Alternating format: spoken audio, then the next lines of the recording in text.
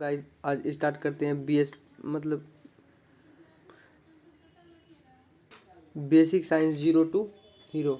अब देखिए basic science मतलब कि बेसिक साइंस में आपको सब चीज़ आ जाएगा, फिजिक्स केमिस्ट्री बायो।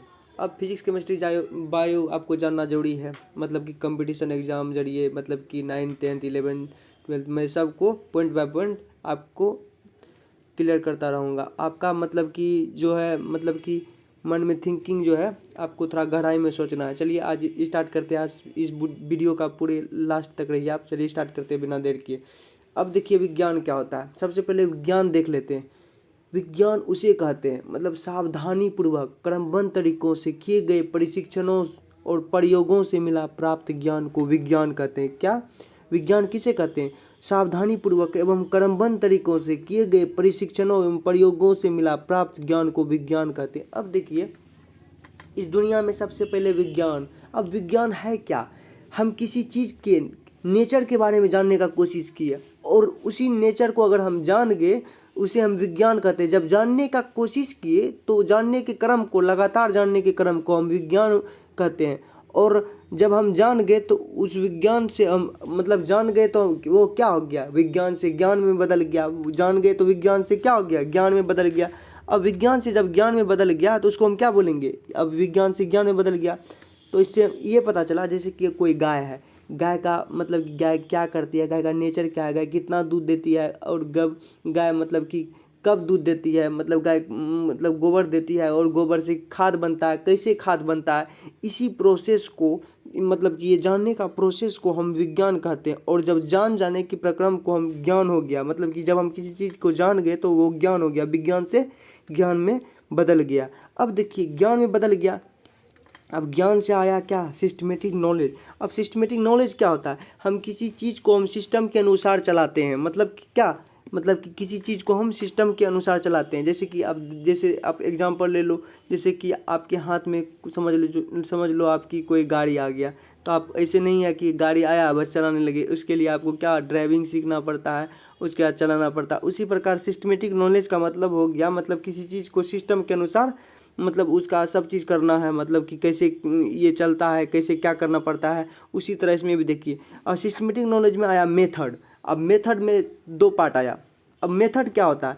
मेथड का मतलब होता है कि अपना मतलब कि किस प्रकार से हम इस प्रोसेस को, मतलब कि विज्ञान का जो प्रोसेस है, मतलब किसी चीज़ को जानने का जो प्रोसेस है, मतलब इस चीज़ को जानने का जो प्रोसेस है, मतलब इसका और इस सब का, तो हम किस प्रकार से इसको मतलब कि जाने, मेथड के अनुसार हम ये देखते हैं। सबसे पहले हम ऑब्जर्वेशन के अनुसार जाने, उसके बाद एक्सपेरिमेंशन के अनुसार जाने। ऑब्जर्वेशन क्या होता है? अवलोकन। अब एक्सपेरिमेंशन क्या होता है? प्रयोग। क्या होता है? एक्सपेरिमेंशन का मतलब प्रयोग। समझ गए? चलिए अब आगे देखते हैं। आगे आगे आ गया आपका उद्देश्य। अब देखिए वो तो हम जान गए। अब उद्देश्य में क्या होता है? उद्देश्य में मतलब क्या? प्रकृति की घटनाओं का व्याख्या करता है। उद्देश्य में क्या हुआ? प्रकृति की घटनाओं का व्याख्या करता और प्रकृति के रहस्यों का उजागर करता है। क्या होता है? उद्देश्य में हमको दो चीज़ आया। अब उद्देश्य में मतलब कि किसी चीज़ का मतलब कि नेचर में जो घटना घटित होती है, नेचर का जो घटना होता है उसका क्या करता है? व्याख्या करता है, मतलब उसके बारे में हमें बताता है, मतलब उसके बारे में दुनिया को बताता है। जिसे हम नहीं जानते हैं उसे दुनिया में बताता है। प्रकृति की घटनाओं का व्याख्या करता है विदेश में। अब देखिए प्रकृति की रहस्यों का उजागर करता है।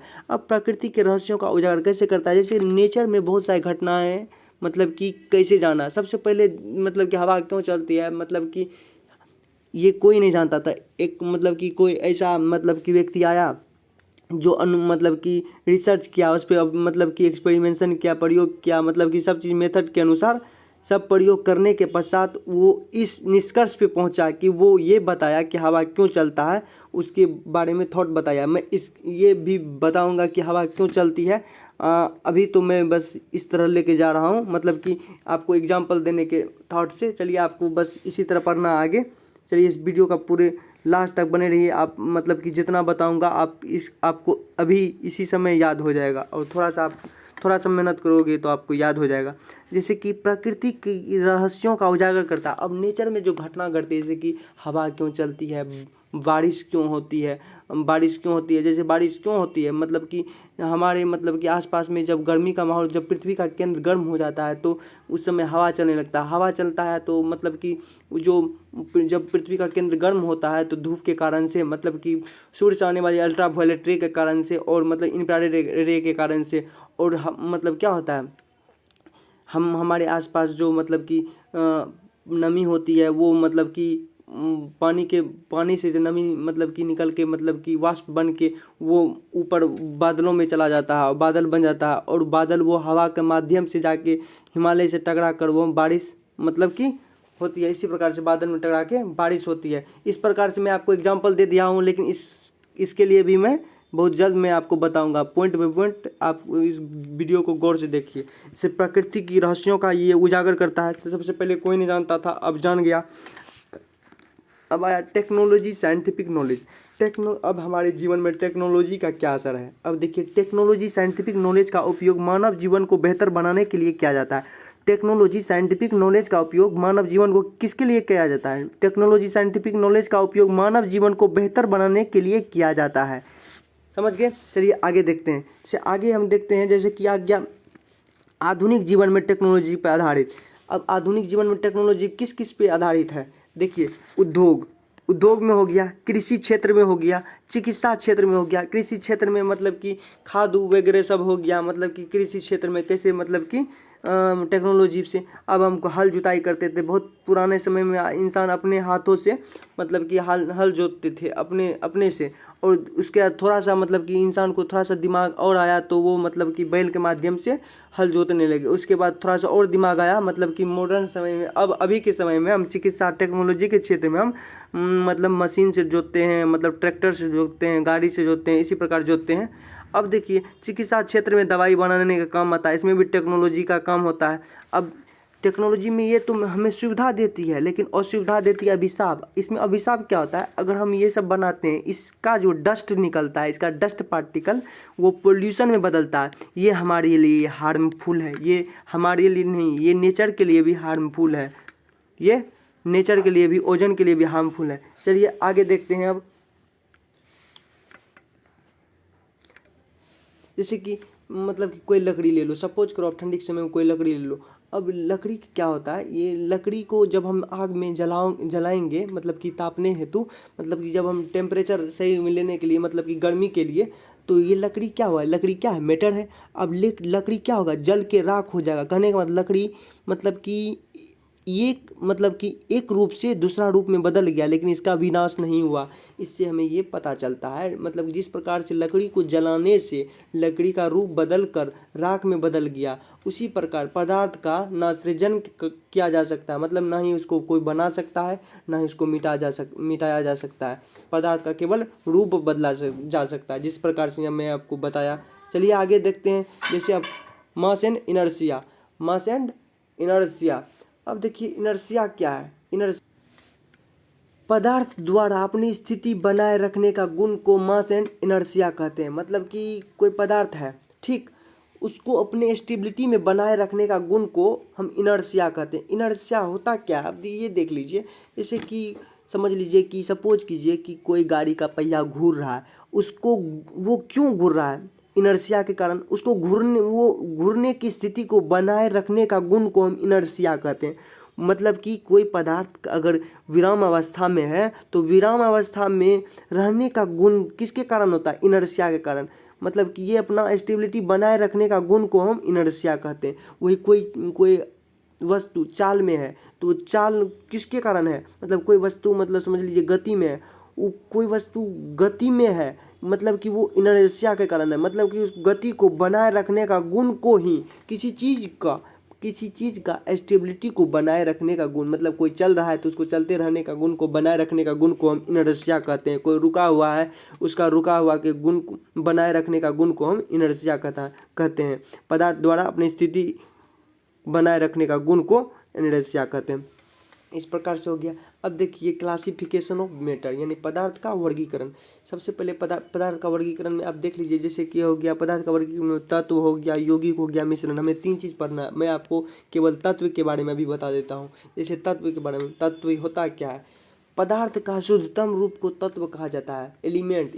इसको इंग्लिश में क्या कहते हैं? एलिमेंट कहते हैं तत्व को। पदार्थ का, कोई पदार्थ है, उस पदार्थ का जो शुद्धतम रूप है, मतलब उस पदार्थ का जो शुद्धतम रूप है, उसको हम क्या कहेंगे? तत्व कहेंगे, यानी एलिमेंट कहेंगे। उसको तत्व यानी एलिमेंट कहेंगे। अब देखिए पृथ्वी की सतह पर, मतलब पृथ्वी की सतह पर पाए जाने वाला प्रमुख तत्व क्या है? तत्व का प्रतिशत बताना है आपको। अब देखिए पृथ्वी की सतह पर पाए जाने वाला प्रमुख तत्व का प्रतिशत जानने के लिए आप ये देख लीजिए। सबसे पहले ऑक्सीजन का परसेंटेज क्या है? पृथ्वी की सतह पर ऑक्सीजन का प्रतिशत है 49%। सिलिकॉन का परसेंट है 27%। सिलिकॉन का कितना प्रतिशत है? पृथ्वी की सतह पर पाए जाने वाला प्रमुख तत्व का प्रतिशत इतना है। ऑक्सीजन का 49% और सिलिकॉन का 27%, एल्यूमिनियम का 7% यानी 7%। ऑक्सीजन का 49%। ऑक्सीजन का कितना परसेंट है? 49%। सिलिकॉन का 27%, एल्यूमिनियम का 7%, आयरन का 4%, कैल्शियम का 3%। इसी तरह आगे देखते हैं, जैसे कि आगे देखेंगे जैसे कि मानव शरीर में पाए जाने वाला प्रमुख तत्व के बारे में। मानव शरीर में पाए जाने वाला प्रमुख तत्व देखिए, अब तत्व हो गया, प्रतिशत हो गया। ऑक्सीजन का परसेंटेज है 65%। मानव शरीर में कितना परसेंट ऑक्सीजन है? 65% मानव शरीर में। कार्बन कितना परसेंट है? 18%। कार्बन कितना है? 18% यानी 18%। हाइड्रोजन कितना परसेंट? 10% यानी 10%। नाइट्रोजन कितना परसेंट? 3% यानी 3%। कैल्शियम कितना परसेंट? 2% यानी 2%। सबसे पहले ऑक्सीजन 65%, कार्बन 18%, हाइड्रोजन 10%, नाइट्रोजन 3% और कैल्शियम 2%। वायुमंडल में जो है ना ऑक्सीजन, मतलब कि ये था, मतलब कि पृथ्वी के सतह पे था और मानव के शरीर में था। अब वायुमंडल में ऑक्सीजन का परसेंटेज होता है 78। कहने का मतलब वायुमंडल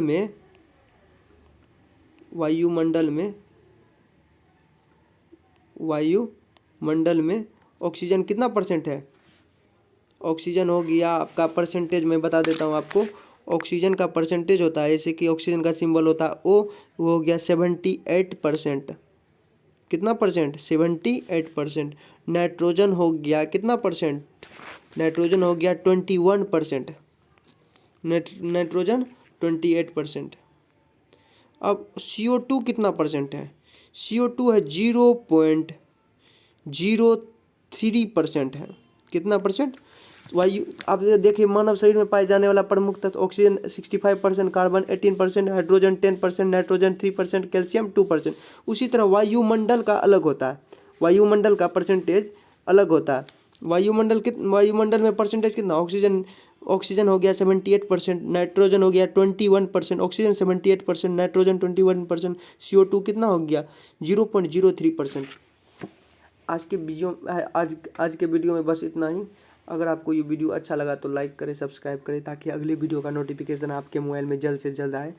आपको अच्छे से, मतलब कि अगर ये वीडियो को आप फुल वॉच करोगे बिना स्किप किए, तो आपको इसी समय और यहीं पे याद हो जाएगा। मैं अपना बेस्ट से बेस्ट देने का कोशिश करूँगा। आप हमारे साथ रहिए, पूरा मतलब कि पूरा फुल वॉच कीजिए।